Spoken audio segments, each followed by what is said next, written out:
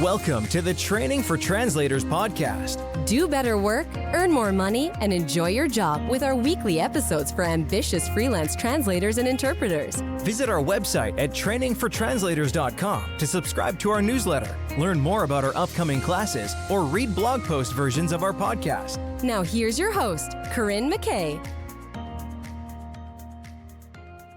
Greetings, Training for Translators listeners. This is Corinne McKay with episode 10 of the Training for Translators podcast, How to Avoid Burnout as a Freelancer. Before we dive in, I wanted to thank everyone who has been listening and let you know that the Training for Translators podcast recently surpassed 2,000 downloads. The most popular episode so far is episode 2, 4 sources of potential direct clients, and it is followed closely by episode 7, some thoughts on freelance income, mine and yours. So if you haven't listened to those episodes yet, and if you're listening to this in real time in December 2024, you might want to listen to those if you are hopefully getting some time off over the winter holidays. Now moving on to today's topic, avoiding burnout. This is a post that originally appeared on the Training for Translators blog on October 22nd, 2024.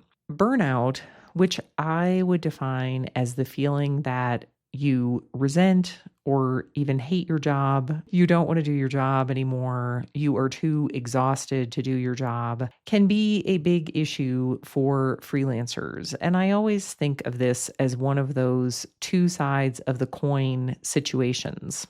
In one sense, we don't have bosses chaining us to our desks. But we do have the reality that the more you work, the more you earn, and you don't get paid if you don't work. I think that's a phenomenon that we experience particularly now at the end of the year when we might think about taking time off, but might tell ourselves, I can't afford to. And in some cases, that might actually be true, right? We just literally don't have enough money in the bank to get through, let's say, 2 weeks, a period that a lot of freelancers might want to take off. We literally don't have the money to get through that, or we tell ourselves, I'm going to miss out on work. Clients might not contact me anymore. Lots of negative things like that.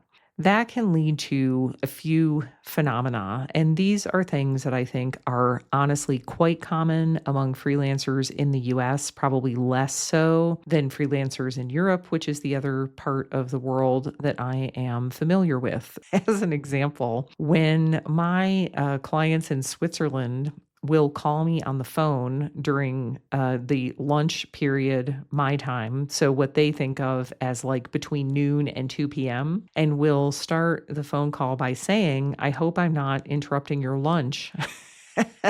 I always think, never change. Please keep that attitude.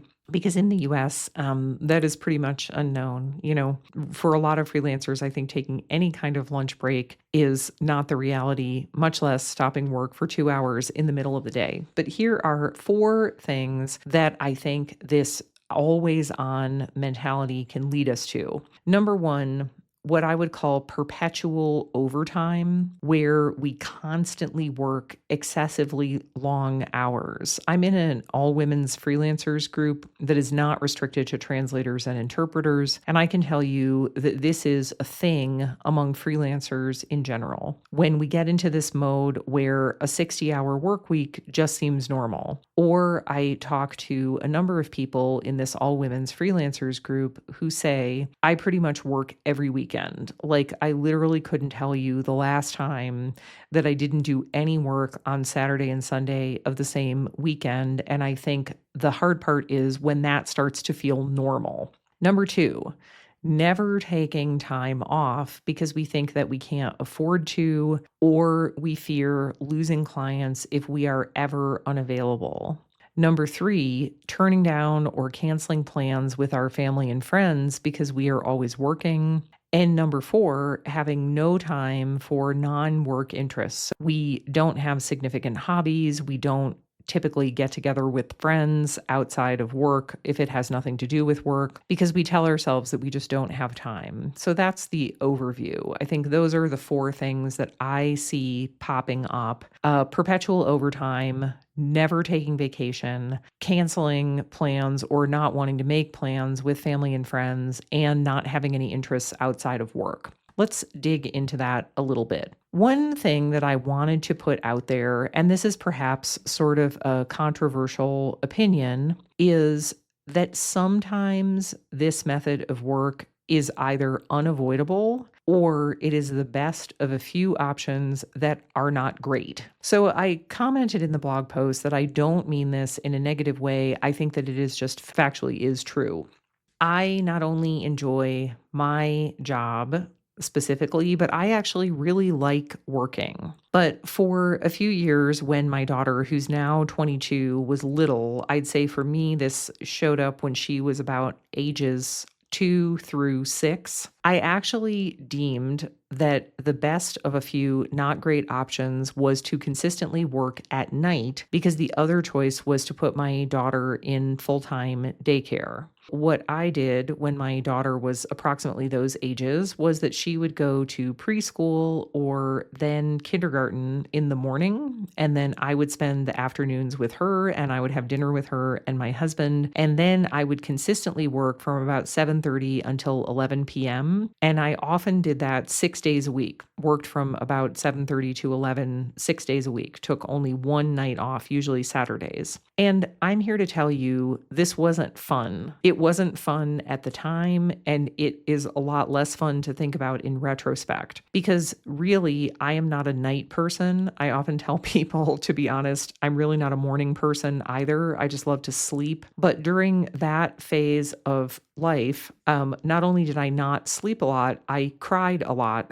because I was so tired and I felt so torn between the kind of stable life that I wanted for my daughter and the career that I wanted for myself. And when I tell this story, I always say, my husband is honestly great. He is a fantastic dad and he is a very supportive partner, but it's just the reality that in the United States, childcare is incredibly expensive. My freelance business was in its sort of fledgling stages. We were living off, pretty moderate incomes, and of the options that were available, it felt like the better choice was for me to inconvenience myself. Now, what is more, when I look back on that, I honestly would not do anything differently. So now that my daughter is an adult and I have the long view perspective, I actually feel very grateful that I had that time with her while I was able to develop my freelance business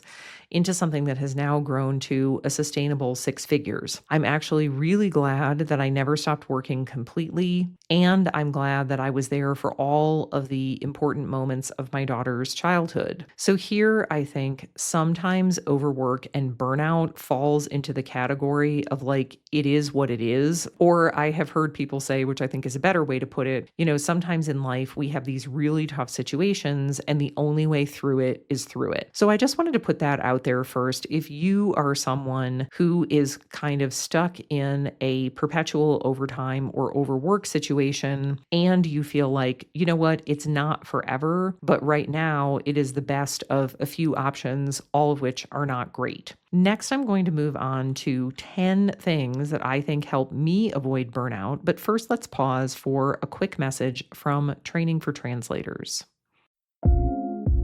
Greetings, Training for Translators listeners. This is Corinne McKay. And if you are enjoying this podcast episode, I'd love to encourage you to visit our website, trainingfortranslators.com, and do 2 things. First, if you click the blog link, you can not only read more than 1,000 blog posts for free, but in the right-hand sidebar, you can sign up for our mailing list so that you will receive every Training for Translators post straight to your inbox. Second, you can click the upcoming classes link and read more about our monthly masterclasses on a wide variety of topics, plus our 4-week self-paced classes, Getting Started as a Freelance Translator or Interpreter in the Age of AI, and Direct Client Marketing Launchpad. Again, that's trainingfortranslators.com, and I hope to see you there. welcome back, and let's move on to 10 suggestions that I have for you of ways that help me avoid burning out. Number one, and this is perhaps a little counterintuitive because it sounds like a business management tip, not a, sanity tip, but I'm going to be honest here. The number one thing I do is to charge rates that allow me to bill, not work, bill, meaning generate income, around 25 hours a week. So this may sound like kind of a strange tip for avoiding burnout, but I honestly think it is really critical. If you have to actually be generating income, let's say like 40 or 50 hours a week in order to reach your target income, you're going to end up working a lot more hours than that because as freelancers, we do a lot of things that clients don't pay us to do. All of our administrative work, issuing invoices, marketing, attending conferences, listening to this podcast, working on your website, maintaining your computer, anything else besides translation and interpreting. Personally, I think that a good goal is 25 to 30 hours of billable work. If you do more than that, I think you run one of two risks. Either you aren't spending enough time on that non-billable work to keep your business healthy. So like you're not marketing, you're not doing professional development, you're not keeping your skills up to date, or you are just plain working too much. You are that person who thinks, okay, I have to actually be translating or interpreting 45 hours a week to reach my target income. So now all of a sudden, a normal work week is more like 60 hours. If you go to the blog post that this podcast episode is based on, I put a link to a spreadsheet that I created a while ago that's called Deciding What to Charge. I think that can really help you if you're thinking, like, what is this whole concept of billable hours, which is sort of a weird concept if you have never been self-employed before. Number two, compartmentalizing my work and non-work time. I personally find it hugely draining to have work bleeding into my personal time and personal time bleeding into my work so that I sort of feel that I never have any uninterrupted work time or personal time. My solution here, which is a little bit unconventional, is that I just sort of admitted that I am not great at setting this boundary, and I have not worked at home for more than 10 years. I started out in a series of co-working offices. That was before I did much interpreting, so I just sat at a desk and translated, and now I actually rent my own small office because I do enough interpreting work that I need an office just for me.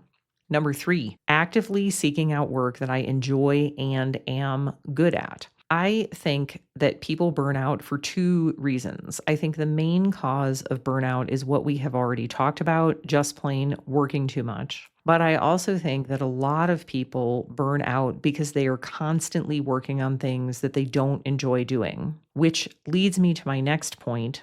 Number four, I avoid burnout by not working on whatever happens to fall in the inbox. I really think that if we dig into the root causes of burnout, which is something that I am a fan of doing, I think it's pretty infrequent in life that we ask ourselves, like, why?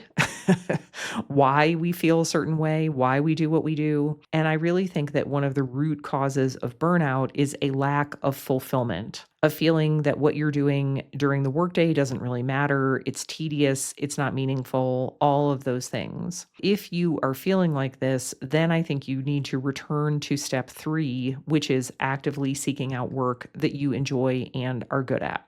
Tip number 5, spending less than I earn and maintaining a business and personal savings cushion. Here again, I will say that maybe this seems unrelated, like what does this have to do with burnout? But I actually think it has a lot to do with burnout because when we are in a place of financial desperation, we tend to make desperate and not great business decisions. And I think that you really want at least 3 months of living expenses that just sits in a bank account. You just let it sit there as your insurance policy, because then you have this feeling, I am working to pay the bills that are due in 3 months or 6 months or a year, not the bills that are due next week. I would say that a corollary to this is that you always want to spend less than you make. That's a super basic financial management tip, but that has served me really well in life. For example, my first job out of college, I earned $700 a month plus free room and board, and I still saved money because I really tried to stick to that idea of always spend less than you make. Number 6, making strategic decisions about when to work overtime. Now, note here that I am not saying don't ever work on nights and weekends. Sometimes I do work on nights and weekends, but I make a deliberate decision to do that. I don't do it by default or because I feel like a client kind of manipulated me into doing that. For example, one of my big interpreting clients, my main job for them is doing ongoing sessions of online courses. And once in a while, those courses will meet on weekends, and I sort of feel like it's worthwhile because they send me a lot of work, it pays well, and I enjoy it. And in the same vein, on the translation side, I have a law firm client who pays quite well, and sometimes they need rush work, and I'll do it in the evenings, or I've even done work for them on vacation when I hadn't planned on working. And I think that as long as you are making an intentional decision to do that, I think it's okay.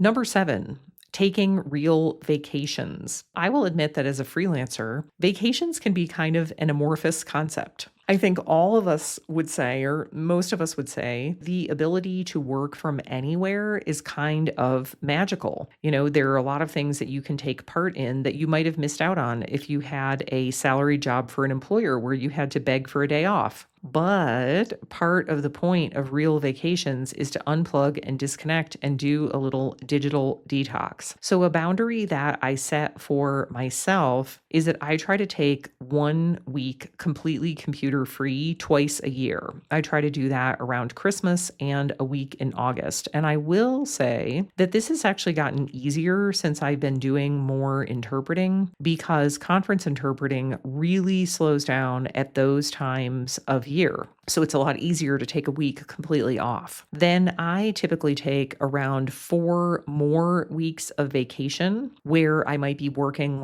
an hour or 2 in the evening or working on the airplane or things like that. Now, this leads me to tip number 8, maintaining a paid vacation fund. I think that a business savings account is really important for a few reasons. For example, in 2023, I had an unexpected tax bill, which happened when I unexpectedly made too much money, which is a concept I think that we only think about when we're talking to an accountant. Otherwise, you think, there's no such thing as making too much money, but there is when you have to pay extra self-employment tax. I've had a computer die suddenly. I've had a conference pop up out of nowhere that I really wanted to go to, and you want to be able to pay yourself while you are on vacation. So I think the way that we combat that urge to always be working is that you budget so that you can still pay yourself for a couple of weeks while you're not working. And that can help kind of kick you out the door to take some much needed time off.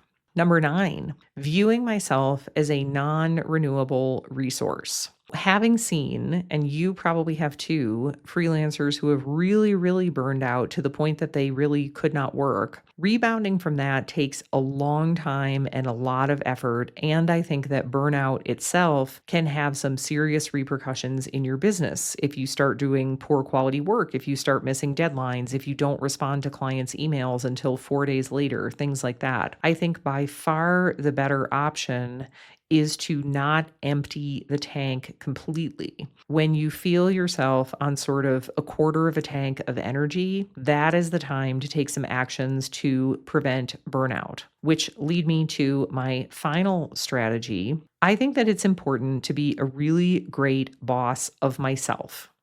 Now, my husband, as I think I've mentioned before on the podcast, is not a freelancer. He has a salaried job, and he honestly has a great boss. When his boss sees that the team in general is really tired, she'll do things like cancel a meeting and tell everyone, you know what, I think maybe we just all need an afternoon off. The earth will still turn. Let's take a few hours and you just do something for yourself. She will send out Starbucks gift cards to, thank people for a job well done. She notices who deserves a raise or a promotion. And honestly, that is the way I try to treat myself. When I wrote this blog post, I had been doing a big interpreting assignment that was on East Coast time. So I live in the US Mountain Time Zone, which is 2 hours behind the East Coast. So for those assignments, I had to get up around 5 o'clock in the morning, my time. After I finished that assignment, I took a day where I finished work at 1 o'clock and I let myself do whatever I wanted. And in that case, I went to a yoga class. And the yoga instructor said when I walked in the door, "Wow, you're never here at this time of day." And I responded, "My boss said I've been working too much and I should take the afternoon off." Now, obviously, this involves various factors. I never could have done this when I was a beginning freelancer because I really needed to work every moment that I had paying work to keep the bank account full enough that I could continue freelancing. But I think if you are in the freelance world for the long haul, it is really important to retain that concept of being the best boss that you have ever had, treating yourself like an incredibly valued employee, which you are.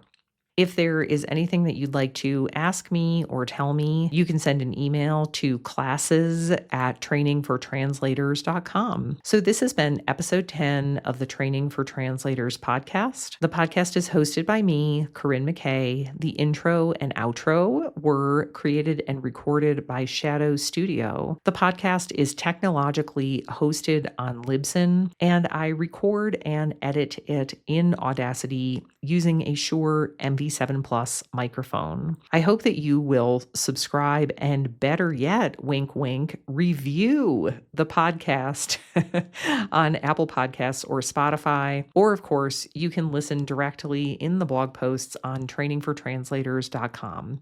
Thank you, and I hope to talk to you in a future episode.